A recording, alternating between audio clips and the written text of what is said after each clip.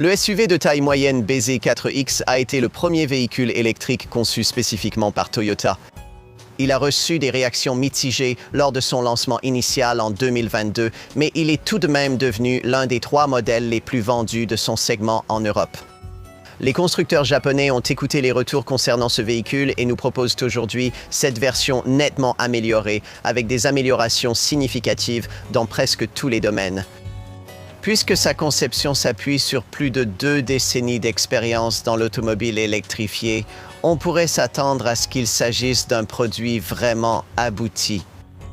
Eh bien, vous ne devriez pas être déçus. Je m'appelle Jonathan Crouch. Je teste des voitures depuis plus de 40 ans. Vous pouvez toutes les retrouver sur l'application Car and Driving, Car Reviews. Ici, je vais essayer de vous dire tout ce que vous devez vraiment savoir sur cette voiture d'une manière que vous ne trouverez nulle part ailleurs. Pas mal de choses sont différentes mécaniquement avec ce bz4X mis à jour. Comparé à l'original, presque tout est différent. La batterie, les onduleurs, la suspension, le châssis et la direction. On ne fait pas les choses à moitié. Il existe différentes chaînes de traction disponibles, toutes équipées de nouveaux essieux électriques qui promettent plus de puissance avec un meilleur rendement. Pour la carrosserie SUV classique, l'offre commence avec une nouvelle version d'entrée de gamme à traction avant, qui dispose d'un seul moteur de 165 chevaux alimenté par une batterie de 57,7 kWh offrant une autonomie de 441 km. Cette version de base atteint désormais les 100 km/h en 8,6 secondes pour une vitesse maximale de seulement 140 km/h. La plupart des gens opteront cependant pour un bz4X avec la batterie plus grande que nous essayons ici, désormais annoncée à 73,1 kWh et disponible soit en traction avant, soit en transmission intégrale à 2 moteurs. La version à moteur unique et traction avant développe 221 chevaux et offre une autonomie de 567 km avec un 0 à 100 km/h en 7,4 secondes et une vitesse de pointe de 160 km/h. Choisissez d'associer la batterie de 73,1 kWh à la transmission intégrale à 2 moteurs plus lourdes, qui ajoute un moteur supplémentaire de 117 chevaux à l'arrière. Et l'autonomie tombe à seulement 470 km. Mais comme la puissance passe à 338 chevaux, c'est un grand bond par rapport aux 214 chevaux de la version originale à 2 moteurs de ce modèle. Le temps d'accélération de 0 à 100 km/h descend à 5,1 secondes. Quelques changements de comportement routier sur ce modèle mis à jour. Ajustement du berceau avant et ajout de colle au plancher pour renforcer la rigidité du châssis. De plus, les ressorts, les amortisseurs, les silent blocs, eh bien, ils ont tous été recalibrés pour rendre le roulage plus posé, surtout pour les passagers arrière.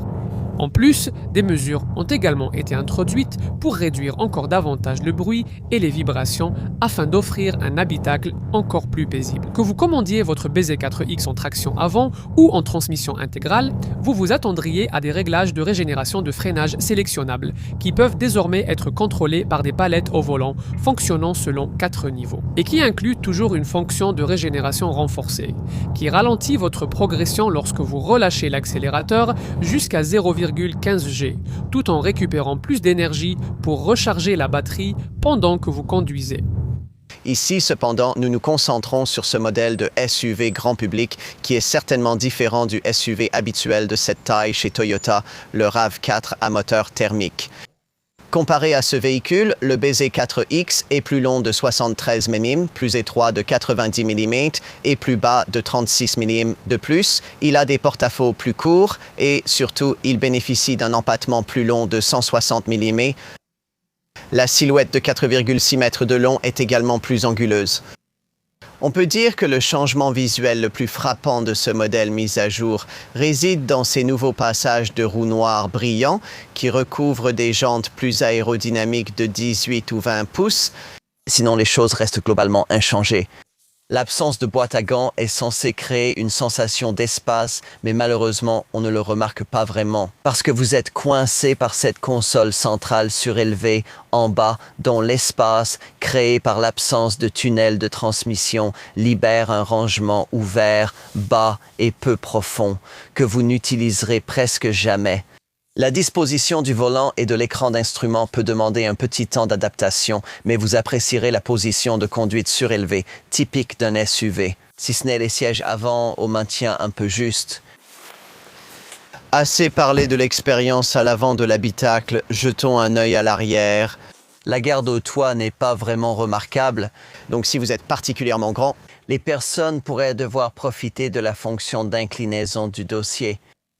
Plus important, un problème touche de nombreux véhicules électriques de ce type. À savoir, le fait que le plancher surélevé, rendu nécessaire par le gros bloc batterie situé en dessous, signifie que le dessous de vos cuisses pourrait être mieux soutenu. Cependant, c'est quelque chose que vous ne remarquerez vraiment que lors de trajets plus longs. Est-ce que cet empattement long se traduit par une capacité de coffre immense? Eh bien, pas vraiment. Toyota est également resté opposé à l'installation de commandes de rabattement sur les parois latérales du coffre, donc il faut tendre le bras jusqu'à ceux situés en haut des dossiers si vous voulez rabattre la banquette arrière. Après cela, vous verrez que l'espace n'est pas parfaitement plat, mais il suffira généralement aux besoins de la plupart des propriétaires. La recharge publique en courant continu reste peu compétitive dans sa catégorie, limitée à 150 kW permettant de passer de 10 à 80% en 30 minutes. Avec les améliorations du système de recharge, de la batterie et du préconditionnement, la puissance de recharge de 150 kW peut désormais être atteinte même par grand froid.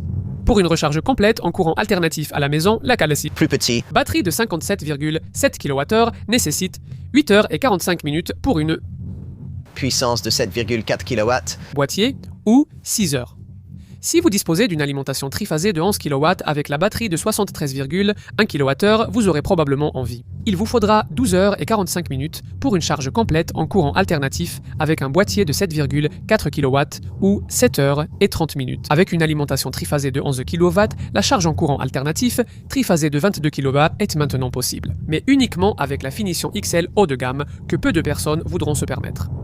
Ceci. Le BZ4X n'apporte toujours rien de vraiment nouveau à son segment déjà saturé.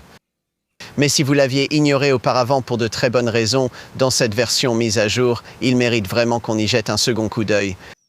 Mis à part les passages de roues noires brillants, il n'y a toujours pas grand-chose pour vraiment distinguer cette voiture dans sa catégorie. En réalité, elle a été développée pour devenir une voiture vraiment très polyvalente, avec des améliorations notables dans des domaines comme l'efficacité, l'agrément de conduite et le raffinement.